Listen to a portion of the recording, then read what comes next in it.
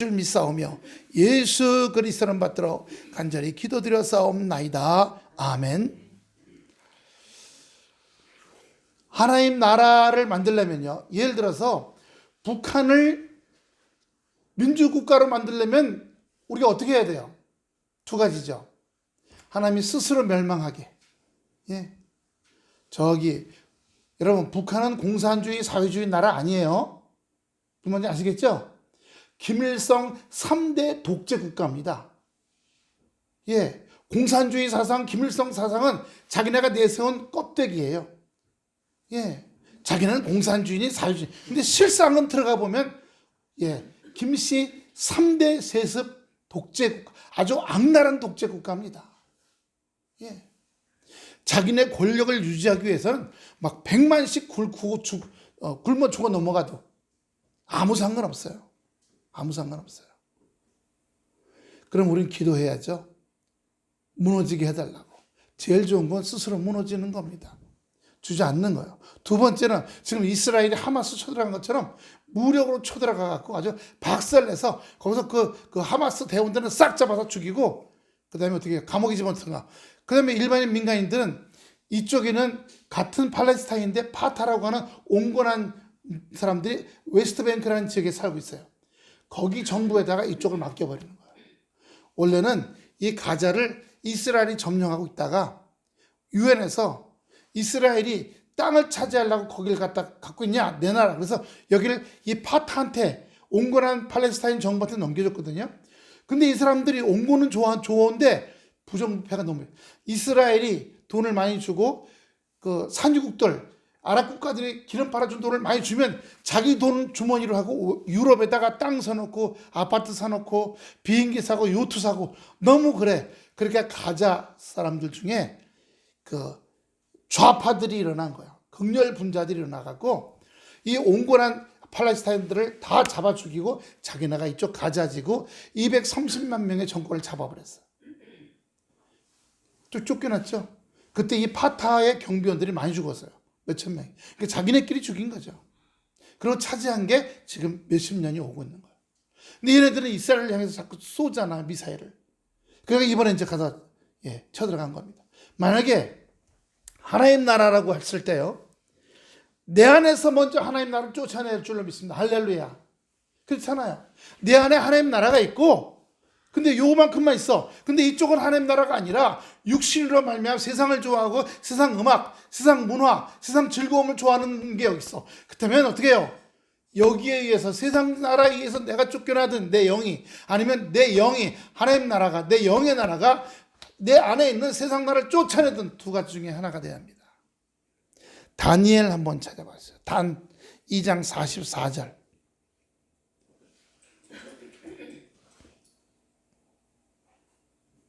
이 열왕의 때에 하늘의 하나님이 한 나라를 세우시니 이것은 영원히 망하지도 아니할 것이요 그 주권이 다른 백성으로 돌아가지도 아니할 것이요 도리어 이 모든 나라를 쳐서 멸하고 영원히 설 것이라. 할렐루야.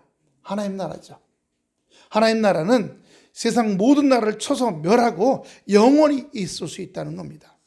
그런데 이것은 인간의 힘으로 할 수 있는 나라가 아니에요. 스가랴입니다. 슥 4장 6절. 슥 4장 6절. 그가 내게 일러 가로되 여호와께서 수룹바벨에게 하신 말씀이 이러하니 만군의 여호와께서 말씀하시되 이는 힘으로 되지 아니하여 능으로 되지 아니하고 오직 나의 신으로 되느니라. 할렐루야. 힘으로 능으로 안 된다는 겁니다. 여러분, 돈이 있으면 행복할 것 같아요? 근데 이건희 딸, 그러니까 지금 누구죠? 삼성 회장의 누나의 누나, 뉴욕에서 자살했어요. 돈이 4천억이나 있었는데. 조현수 선생님, 돈이 4천억 있으면 아무리 힘들어도 자살 안 하죠? 근데 그 딸은 자살했어요. 4천억 아무 문제가 아니야. 그 사람이 화장실 들어갈 때하고 나올 때 다르듯이 내가 지금 뭐를 갖고 있으면, 아무것도 없으면 뭐가 좀 있길 바라요. 그렇죠?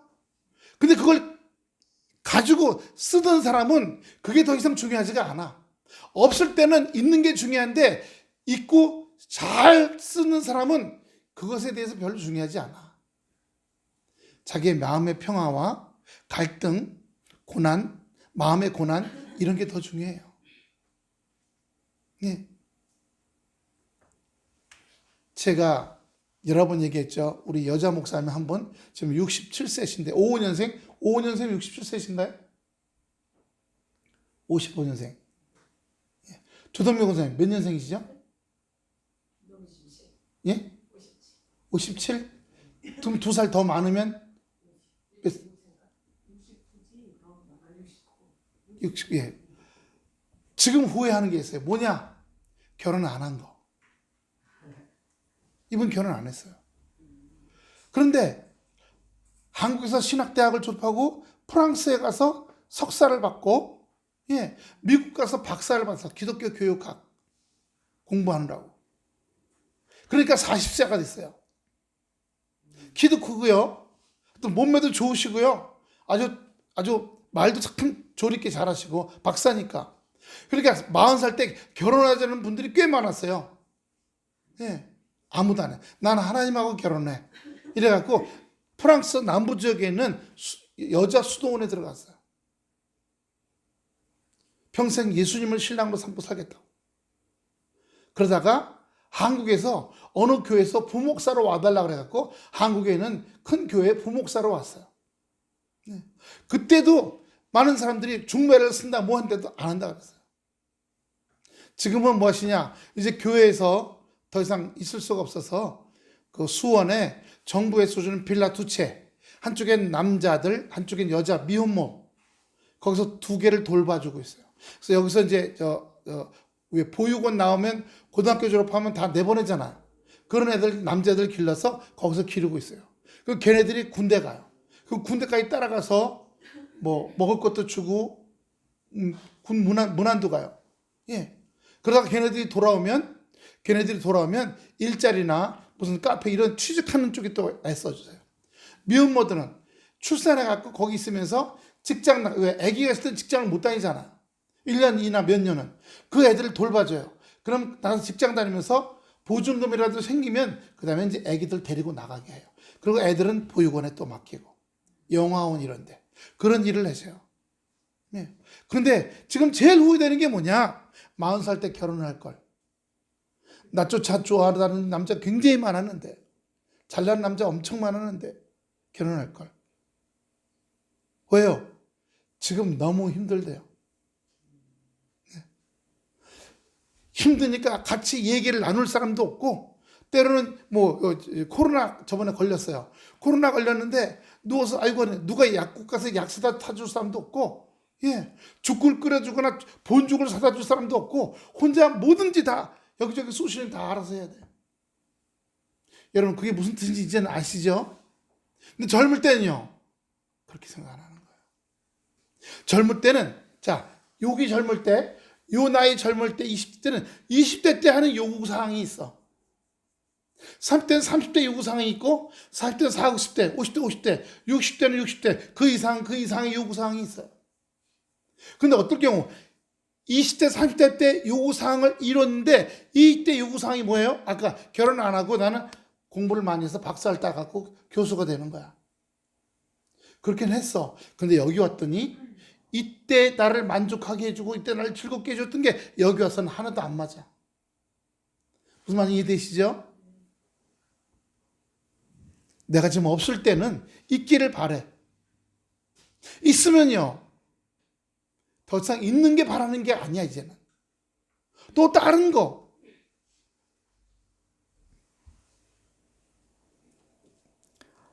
누가복음 16장 16절 보여주세요. 율법과 선지자는 요한의 때까지요 구롭던 하나님 나라의 복음이 전파되어 사람마다 그리로 침입하느니라. 보세요. 복음이, 그래서 세례 요한까지를 우리가 구약이라고 봐요.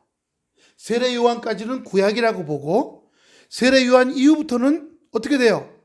그후부터 하나님 나라의 복음이 전파되어 사람마다 복음이 사람 속에 침입해 들어가는 거예요. 할렐루야. 여러분 말씀이 내 안에 침입해 들어올 땐 아멘 하고 활짝 열어놓은 여러분 되시길 축원합니다. 그런데요, 이 안에 세상적인 욕심과 세상 문화 즐기는 게 잔뜩 있다 보니까 말씀이 들어오면 거부해. 제가 어떤 장로님하고 얘기하는데 그 장로님 뭐라고 쓰는지 아세요? 아유, 로또라도 좀 당첨돼 갖고 지금 어느 정도 사세요. 집도 40평 이상짜리 두 분이 사셔. 예. 로또 당첨되면 좋겠다. 왜요? 그랬더니 이걸 가지고 온갖 일가 친척 비행기 값을 다 대주고 숙소에서 어디 미국이나 유럽 여행 한번 쫙 한번 갔다 오고 싶대. 근데 그 말, 그 배운 뭐예요? 내가 이 정도야. 아하하하하. 뻐기는 게 있죠. 진짜 돈 생기면. 그래서 제가 그랬어요. 아니, 남을 좀 섬기고 남을 돕고 남을 사랑하고 베푸는 건 안 했더니 고개를 이렇게 했지. 난 그건 관심 없어. 그러면 하나님이 그 장로님한테 로또가 당첨되게 하실까요? 여러분, 오병이어의 기적을 보세요. 사모님하고 저하고 거기 갔었는데 오병이어 동산이 있어요. 거기에 사람이 5천 명이 몰려왔어요. 그런데 다 멀리서 오다 다 굶었어. 그러니까 예수님께서 물고기 2마리, 우리나라 말하면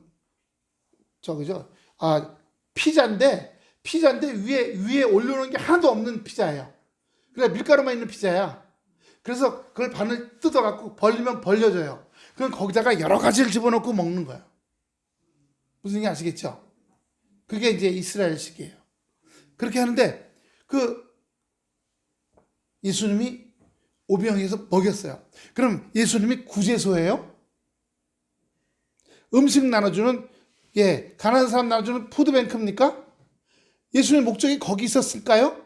아니에요. 왜요? 예수님은 온 사람들에게 하나님의 말씀을 전해서 하나님의 말씀이 그 사람 속에 들어가서 여기를 다 씻어내고 청소하고 하나님의 말씀으로 새롭게 만들고 그렇게 하기 위해서 주시는 거예요.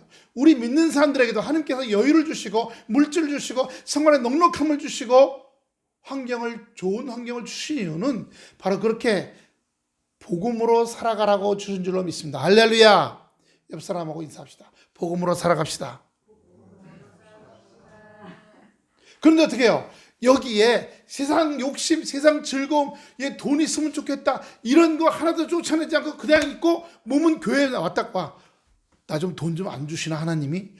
복권 좀 안 당첨되게 안 하시나 하나님이? 이런 마음 잔뜩 갖고 왔어. 그런데 거기 돈이 들어와 봐요. 그러면 뭘 쓸까요? 그 마음을 가지고 하나님이 주신 복을 가지고 세상 마음을 가지고 쓰게 된다는 겁니다. 그러니까 하나님께서 먼저 뭐 하셔요?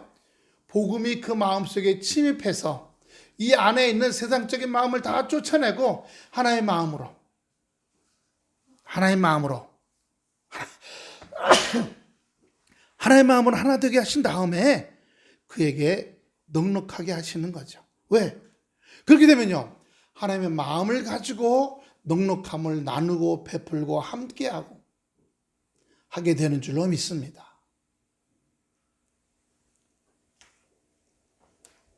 누가복음 16장 16절 다시 보여주세요. 율법과 선지자는 요한의 때까지요. 세례 요한입니다. 그부터 하나님 나라의 복음이 전파되어 사람마다 그리로 침입하느니라. 사람 안에 복음으로 들어오셔서 사람을 새롭게 만드는 일들을 역사하신다는 것입니다. 할렐루야. 주여, 내 안에 오셔서 나를 새롭게 하여 주시옵소서.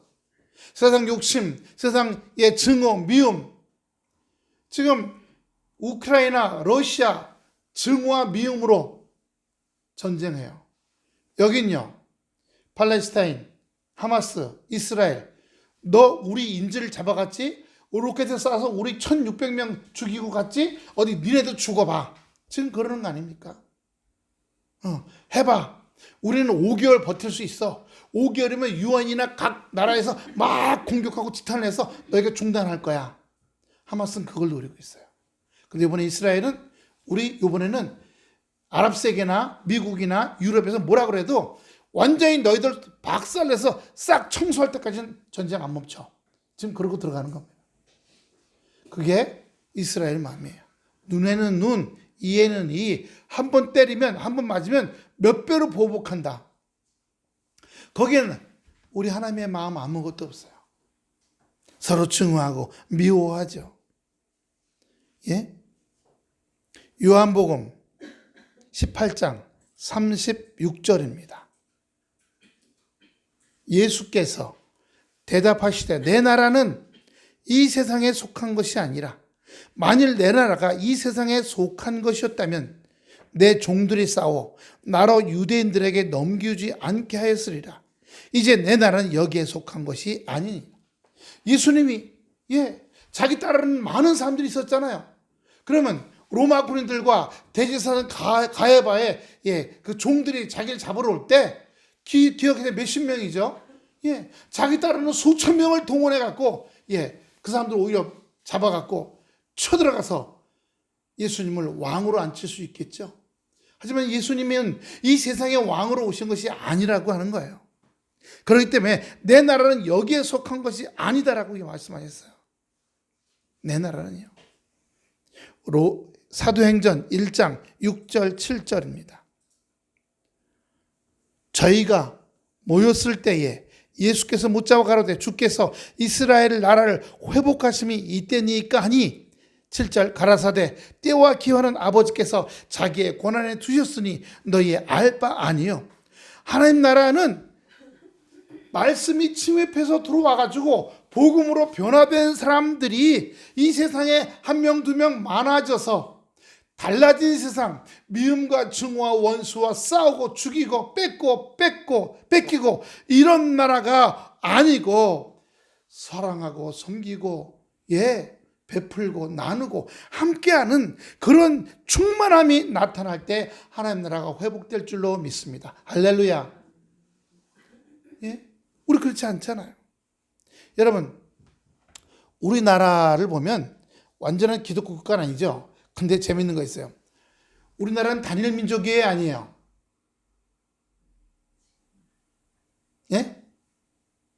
대답을 안 하셔. 단일 민족인가요, 아닌가요? 이렇게 생긴 사람들끼리만 모이는 나라. 유엔에서는 그 나라 구성비의 5%만 되면 외국인들, 그 나라를 단일 민족이 아니라 뭐로 받아요? 다민족 국가라고 얘기합니다. 근데 우리나라가요, 올해 이미 5%, 우리나라 5,200만에 5%가 이미 외국인들이에요. 낮에 전철 타잖아요? 이렇게 둘러보면요, 외국인들이 7, 8명은 있어요. 그 몇십 명 가운데. 여기 아랍 사람 이렇게 둘러쓰고 얼굴만 하는 여자들도 몇 명 있고요. 까만 사람들도 있고요.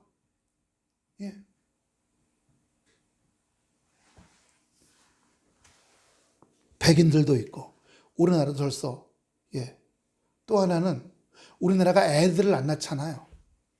동남아에서 철 따라 봄철 일할 사람, 여름에 일할 사람, 가을에 일할 사람, 겨울에 그렇게 많이 데리고 와요. 일본은 인구가 1억 3천만 명인데 외국인 숫자가 2.5%예요. 거기도 인구가 줄어드니까 일자리에 외국인들을 들어오긴 하지만 자기네 일본 단일민족을 지키고 또 자체 이 민족이 숫자가 아직 1억 3천만 명이나 있다 보니까 조금씩밖에 안 받아들여요. 근데 우리는 굉장히 많이 줄어요. 1년에 막 70만, 100만씩 줄어들어가요. 안 낳죠? 많이 죽죠? 점점 줄어가요.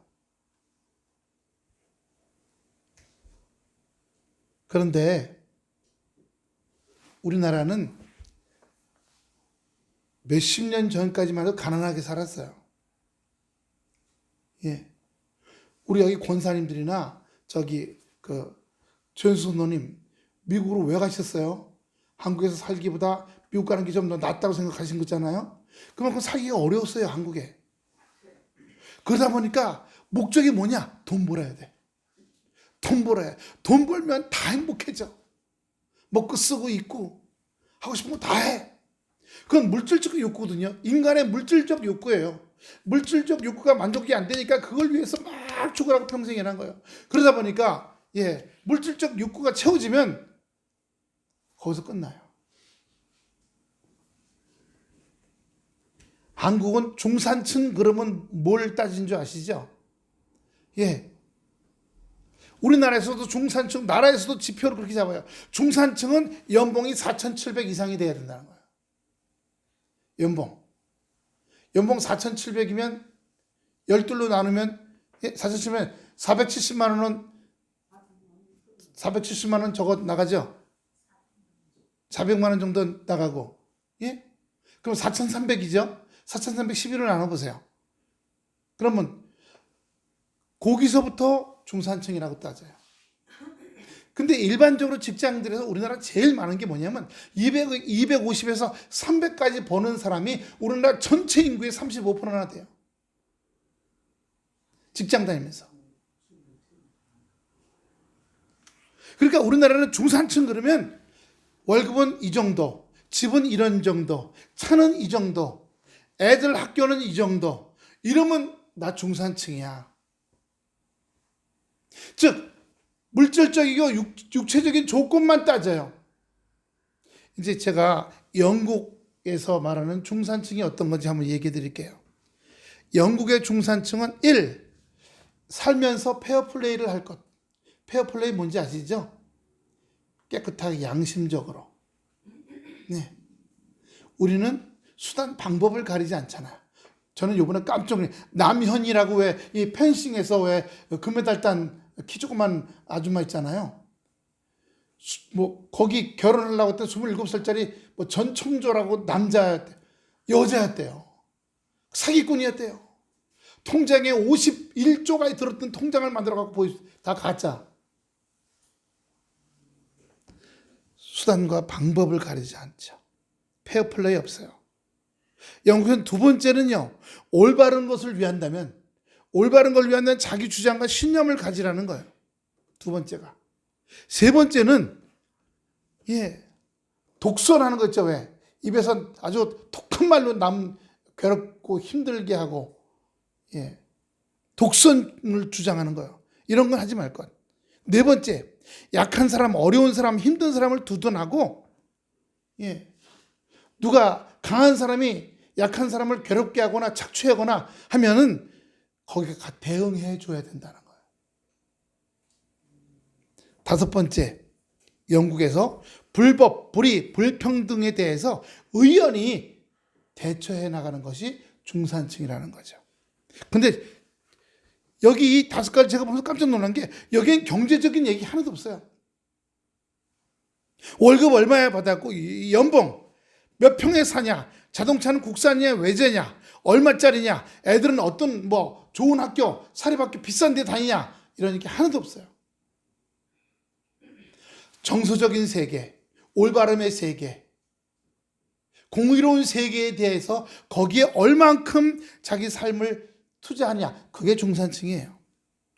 프랑스의 중산층은 영국하고 다르진 않는데 뽕피두라고 하는 예전에 프랑스 대통령이 있을 때 이 만든 거래요. 그런데 프랑스는 조금 다른 면이 있어요. 첫째, 외국어를 하나 정도는 해서 폭넓은 세상을 경험해라는 거예요.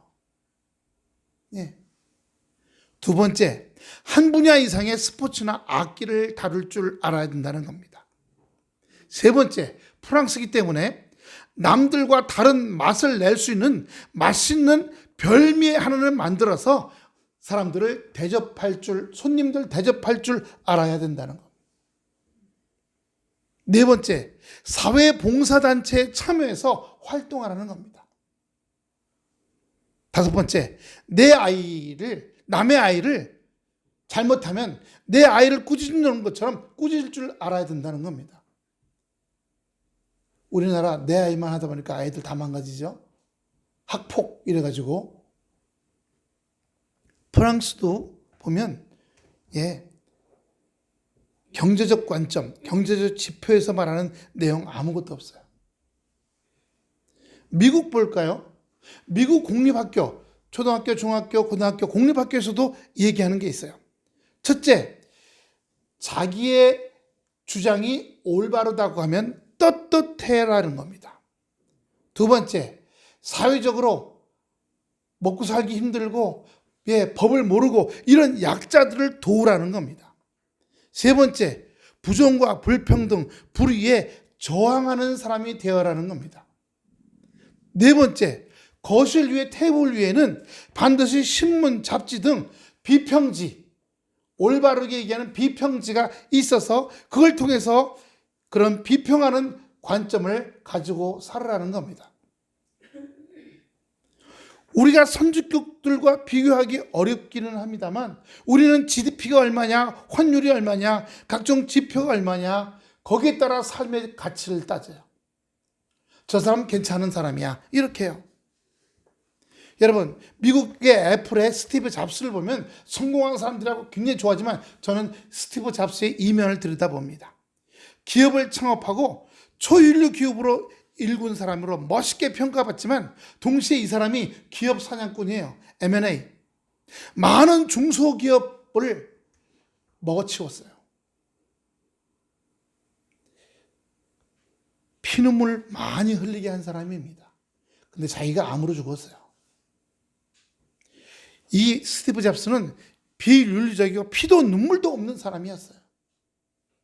남의 고통과 남의 피눈물 위에 밟고 올라선 사람이에요. 선진국 중산층 정의를 볼 때 이 사람이 사람이었을까요? 아니에요. 짐승이었다고 얘기하더라고요. 짐승 같은 사람. 삼성도 보세요.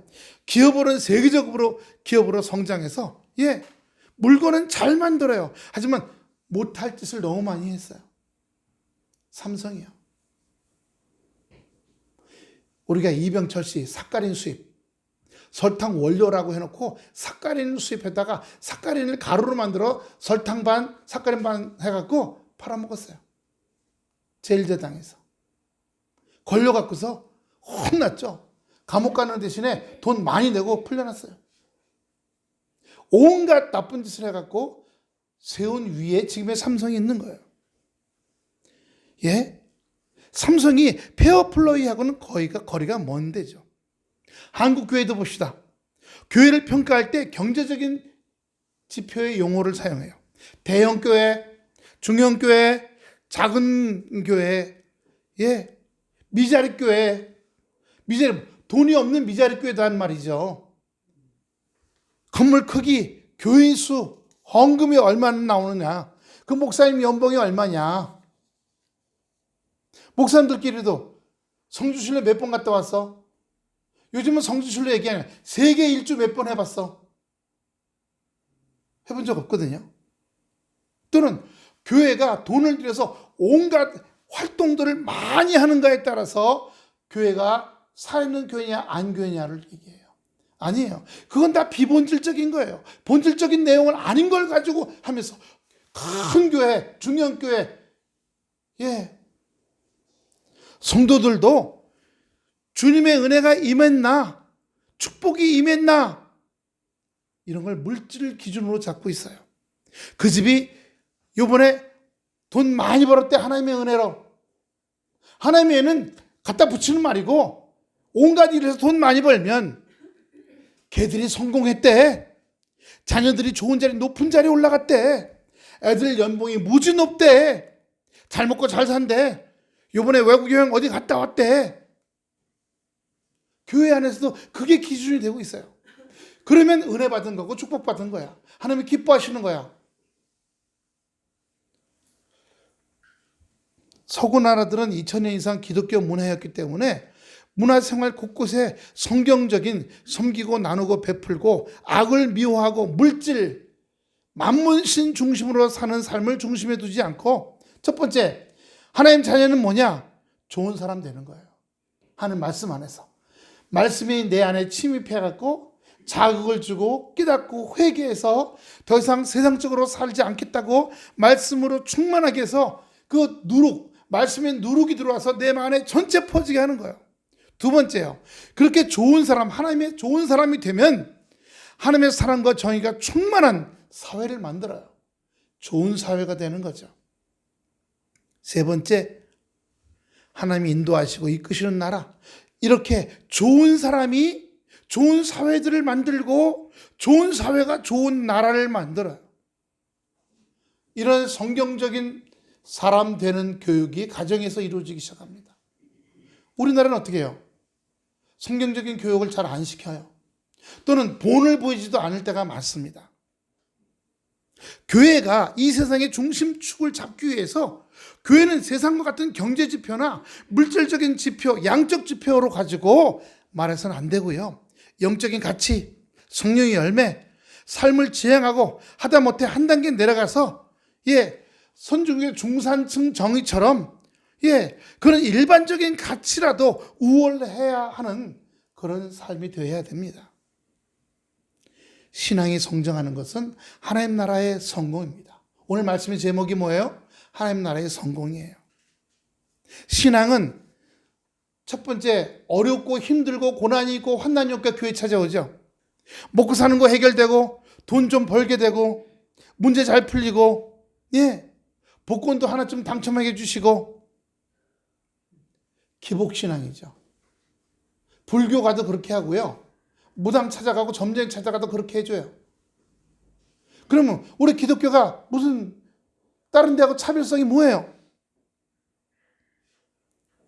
또 그렇게 되면 자랑하고 나대고 교만하고 우쭐하고요.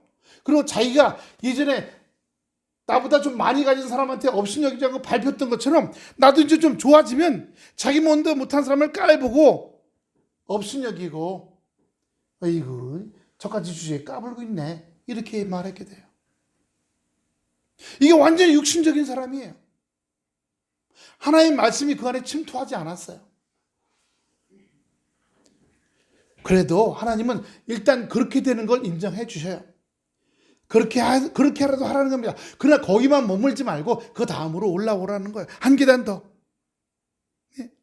우리가 인생 살면서 여러 가지 문제, 환난, 고난, 웅덩이, 수렁이 나타나고 때로는 어떤 문제들이 나를 갈갈이 찢어밟힐 때도 있어요. 갈등과 아픔, 극단적인 가난. 그래도 하나님 나를 붙잡아 줄 줄 믿습니다 하고 말씀 속에서 기도 가운데 성령의 인도하신 가운데 욕심 생기죠? 안 생기겠어요? 사기치고 싶죠? 제가 한번 얘기했죠.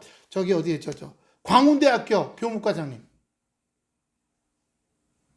거기서 돈 받고 1억 2억씩 받고 학생들을 성적이 아예 안 되는 애들 받아줬어요. 그것도 교수들이 했어. 교수들이 했는데 돈은 교무과장을 통해서 돈을 들어왔어. 학교 통장 통해서. 그러면요 1억을 내면 20%는 저기 누구야? 이 교수 거야. 그래서 교수 7명이 붙잡혔고요. 그렇게 해서 들어온 학생 20명이 다 도로다 퇴학당했어요. 그러면서 검찰과 경찰에서 학교를 전부 두지는 겁니다. 두지는데 교무과장이 그 중간에 있어서 교무과장도 그럼 싹 빼먹었겠구나 하고 집을 찾아갔더니 광운대학교는 창동역 근처에 있어요. 기찻길 옆에 바로 옆에 빨간 벽돌 30년 가까이 되는 빌라에 살고 있더래요. 들어가 봤더니 17평에 4식구가 살고 있더랍니다. 물어봤대요. 아니 돈을 빼먹을 마음이 없으냐 했더니 이게 30년 비도 세고 그래서 가장으로서 아내하고 아이들 어디 나도 돈 고수 좀 빼가지고 어떻게 이렇게 하고 싶은 있지만 말씀과 난 기독교 집사라는 거예요. 말씀과 기도로 붙잡으면서 거기에 빠지지 않으려고 무단히 가슴에서 싸웠다는 거예요. 싸우겠어요? 안 싸우겠어요? 자기 옆에 돈이 몇십억이 있는데 눈먼 돈이. 영적 싸움을 통해서 내 마음의 심령과 마음의 갈등을 말씀과 기도로 평강과 은혜 속에 들어가려고 새벽마다 기도하고 출근하고 어느 교수가 과장님 이번에 2억 또 들어옵니다. 그럼 그 학생 학적부 가짜로 만들어주고 그래서 또 학생 만들어주고 그리고 교수 앞으로 4천만 원 주고 그럼 거기서 자기들 2% 먹을 수 있거든요. 안 먹었어요. 그 광운 공과대학이 광운대학으로 종합대학으로 바뀌면서 그 이사회 뭐 다 바뀌었거든요. 새로운 이사회, 어느 큰 기업체가 그 대학을 샀다 그래요. 그 사람이 이 교무과장을 뭐로 만드는 줄 아세요? 교무처장. 왜? 경찰과 검찰의 투저도 먼지 하나도 안 나는 기독교인 이 사람을 쓰자. 그리고 네가 추천하는 직원이라면 내가 다 쓰겠다.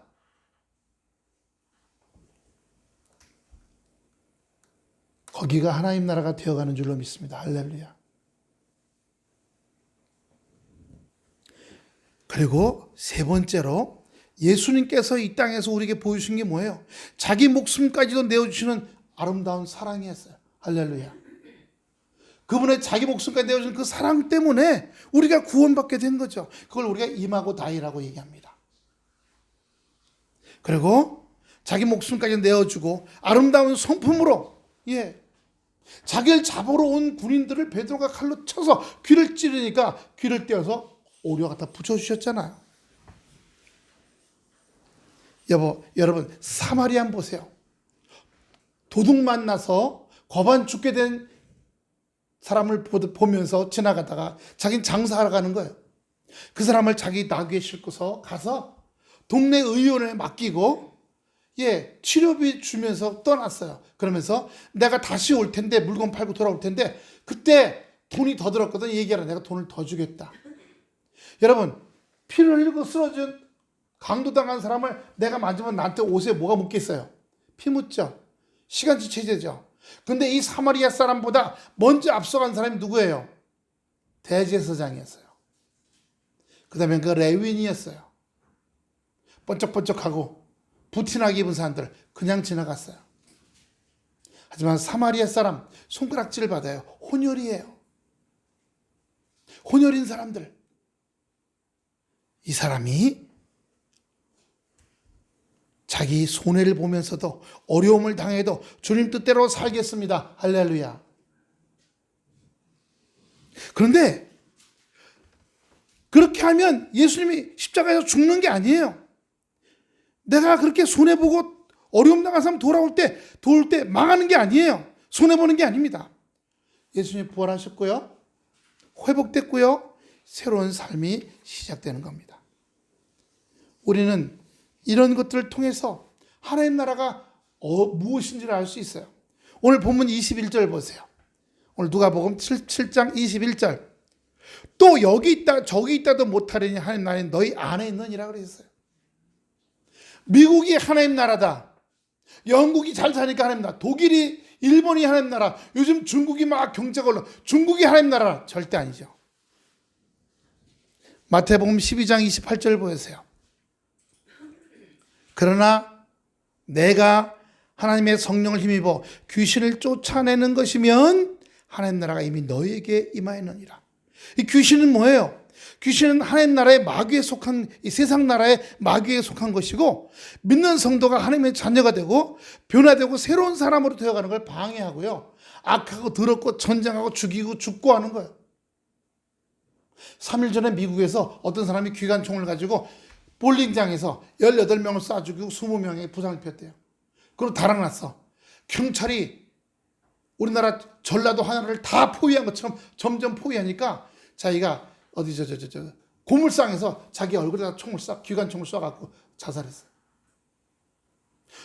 왜 18명이나 볼링장에서 쏴 죽이고 20명을 쏴서 부상시켰는지 아무도 몰라. 왜 그런지 몰라. 마귀 역사죠. 미국이 크게 회개하고 교회들이 주님 앞에 회개하고 돌아올 때입니다. 왜? 미국은 번영신학을 만들어낸 나라예요. 번영신학이 뭔지 아세요? 말 그대로 번영하는. 교회가 번영해야 된다. 성도의 가정이 물질로 번영해야 된다. 교회도 크게 물질로 헌금 많이 들어서 번영해야 된다. 이게 번영신학이에요. 이걸 시작한 게 미국이에요. 그게 영향받아서 우리나라도 교회 다니면 교회가 커야 되고 헌금 많이 들어야 되고 교인들은 복 받아갖고 그냥 재벌 수준으로 돈 많이 벌어야 되고 거기에 하나님 나라에 대한 말씀은 하나도 없어요. 잘못 가르친 거죠. 성경을 잘못 가르친 거예요. 마태복음 24장 23절 마태복음 24장 23절 그때 사람이 너에게 말하되 보라 그리스도가 여기 있다 혹 저기 있다 해도 믿지 말라. 거짓 그리스도들과 거짓 선지자들이 일어나 큰 표적과 기사를 보여 할 수만 있으면 택하신 자들로 미혹하게 하리라. 보라 내가 너에게 미리 말하였노라. 그러면 사람들이 너에게 말하되 그리스도가 광야에 있다 해도 나가지 말고 보라 골방에 있다 해도 믿지 말라. 번개가 동편에 나 서편으로 번쩍임같이 인자의 임함도 그러하리라. 죽음이 있는 곳에는 독수리들이 모일지니라. 주님의 말씀이 인간의 삶의 중심으로 차지할 때까지 우리가 영적으로 싸우며 살아가는 우리가 되어야 할 줄로 믿습니다. 아까 말한 대로 고난이 오죠. 어려움이 있습니다. 갈등이 있어요. 그거를 평강과 은혜로 기도해서 쫓아내야죠. 내 마음에 지금 쑥 들어오는 무서운 생각, 재수없는 생각 나갈지어다.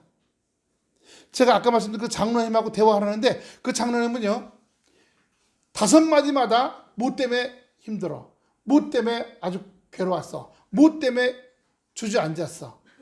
5마디마다 그래요. 그래서 제가 얘기했어요. 장로님 지금 5마디에 뭐 죽겠어, 뭐 때문에 힘들어, 뭐 때문에 속상해, 뭐 때문에 괴로워, 뭐 때문에 이거 느껴지세요? 자기가 말하고 있는 거? 몰라. 영적으로 자기 발견이 하나도 안 돼요.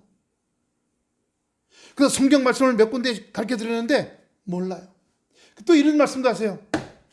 성경은 현실하고 관계가 없어. 성경은 그냥 이상일 뿐이고 현실은 현실이야. 성경은 현실을 못 이겨. 그렇게 생각하세요? 히브리서 11장 1절 보세요. 히브리서 11장 1절 다 같이 큰 소리로 1절 2절입니다. 시작. 믿음은 바라는 것들의 실상이요 보지 못하는 것들의 증거니 선진들이 이로써 증거를 얻었네요. 제가 이 말씀도 그 장로님한테 문자로 보내드렸어요.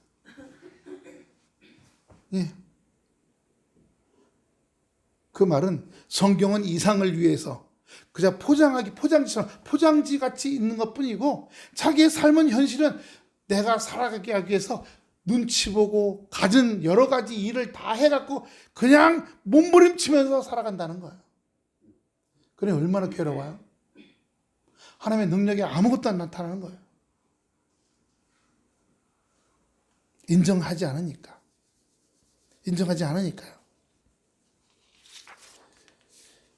제가 마지막 하나 보겠습니다. 누가복음 16장입니다. 죄송합니다. 12장 13절 21절 누가복음 12장 13절부터 21절 무리 중에 한 사람이 이르되 선생님 내 형을 명하여 나와 유업이 유산이에요. 아버지가 돌아가셨는데 형이 혼자 유산을 다 가진 것 같아요. 그러니까 이 동생이 와서 예수님한테 유산을 나와 나누게 하소서 이르되 사람아 누가 나를 너희 재판장이나 물건 나누는 자로 세웠니 하시고 저에게 이르시되 모든 탐심을 물리치라. 사람의 생명이 그 소유에 넉넉한 데 있지 아니하니라. 생명이요. 누가복음 16장입니다. 19절부터 31절까지. 누가복음 16장 19절부터 31절까지입니다. 부자와 거지의 얘기입니다. 한 부자가 있어. 제가 한 절 여러분이 한 줄 있습니다. 한 부자가 있어 자색 옷과 고운 베옷을 입고 날마다 호화롭게 즐기더라.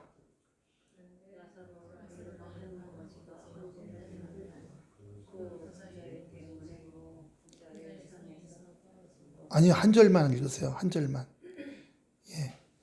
한 거지가 헌대라는 건 부스럼증이라는 말인 겁니다. 네. 그 부자의 상에서 떨어지는 것으로 배불리려 하며 심지어 개들이 와서 그 부스럼을 핥더라.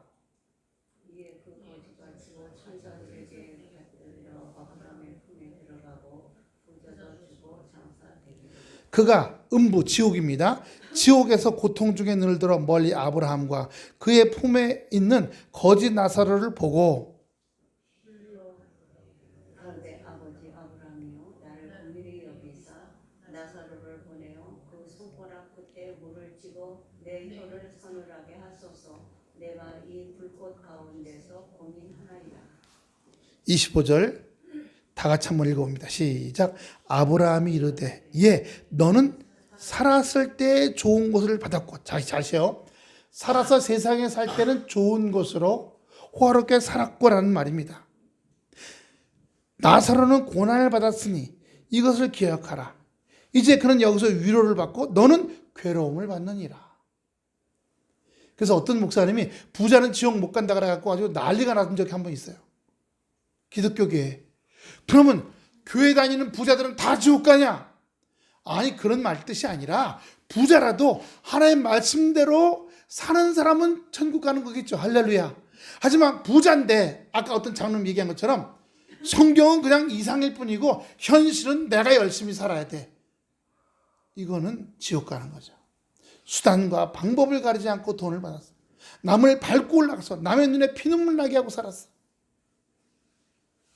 지옥 가겠죠. 여러분, 하나님 나라의 성공은 어떤 것인지 오늘 말씀드렸어요. 다 이해가 되시죠? 할렐루야. 이해가 되시죠? 예. 그럼 하나님은 부자를 안 만들어주죠? 아니, 부자 만들어주세요. 그 사람에게 어떤 재능이 있으면 그 재능으로 돈 좀 벌게 하세요.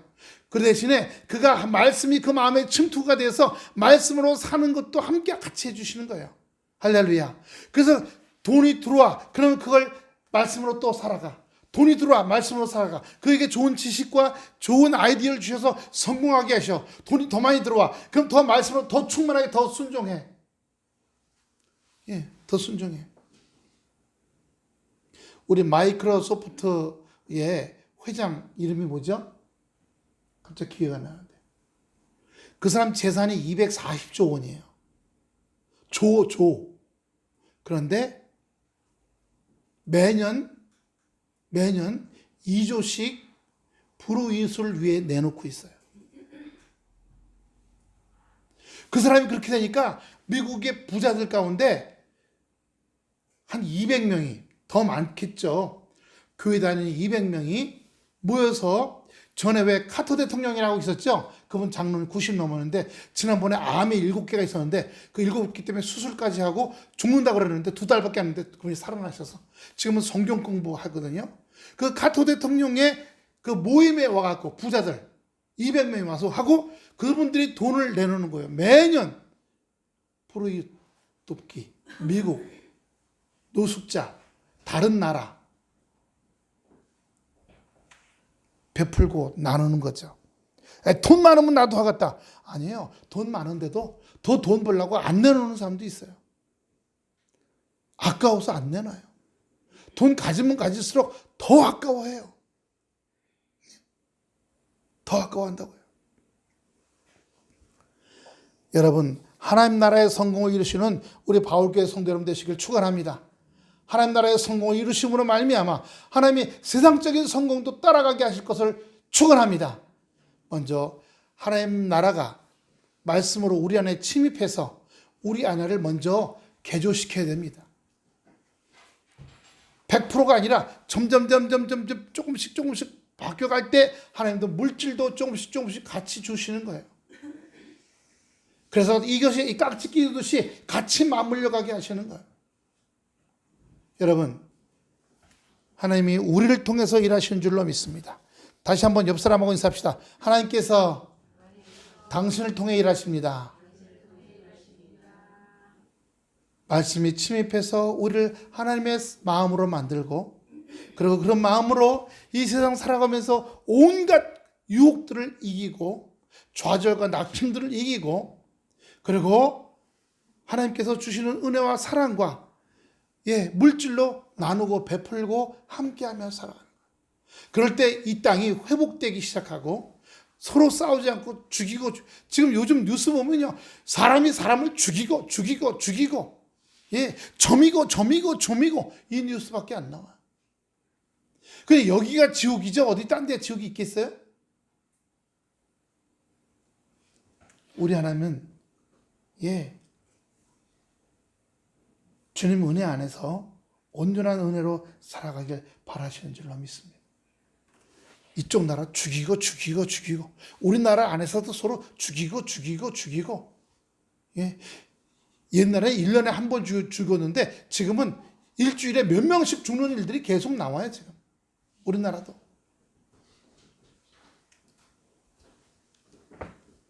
말씀과 기도 가운데 더 충만해져서 비본질적인 신앙이 아니라 진짜 본질적인 하나님 나라의 신앙을 가지고 살아갈 때 우리가 하나님 나라 안에서 충만한 은혜 가운데 충만한 넉넉한 생활 가운데 살아갈 수 있는 성도 여러분 되시기를 축원합니다. 기도하겠습니다. 아버지 하나님, 은혜와 사랑을 감사를 드립니다. 주님의 은혜가 우리 가운데 역사되게 허락하여 주시어서 아버지 말씀이 우리 안에 들어와서 우리를 생명되게